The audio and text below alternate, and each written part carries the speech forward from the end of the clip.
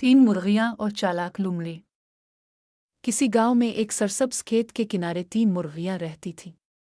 उनके नाम लाली, पीली और काली थे। तीनों बहुत अच्छी दोस्त थीं और हमेशा मिलकर दाना चुगती थीं, नदी पर पानी पीने जातीं और शाम को अपने घोंसले में आराम करती। एक दिन एक चालाक लोमड़ी ने उन्हें देखा और सोचा, ये तीनों मोटी ताज़ा मुर्गियां हैं। अगर मैं उन्हें पकड़ लूं तो कई दिनों तक खूब मज़े से खा सकती हूँ। लोमड़ी ने एक मंसूबा बनाया। अगली सुबह वो बुजुर्ग खरगोश के भेस में आकर मुर्गियों से कहने लगी, बेटा, मैंने तुम्हारे लिए जंगल में एक खूबसूरत बाग देखा है। वहाँ बहुत सा दाना बिखरा हुआ है। अगर तुम मेरे साथ चलो तो तुम्हें खूब खाने को मिलेगा। लाली फौरन बोली कि ये तो बहुत अच्छी खबर है, हमें फौरन चलना चाहिए। लेकिन काली को शक हुआ।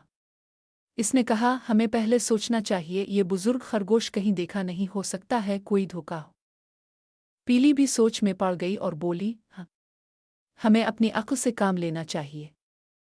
काली ने फौरन गौर से खरगोश को देखा और चीख पड़ी, ये खरगोश नहीं, ये तो चालाक लोमड़ी है। देखो, इसकी दम छपी हुई है। लोमड़ी समझ गई कि इसकी चालाकी पकड़ी गई है और तेजी से जंगल की तरफ भाग गई। मुर्गियां बहुत खुश हुईं कि उन्होंने जल्दबाजी में फैसला नहीं किया और अपनी अक्ल से खुद को बचा लिया।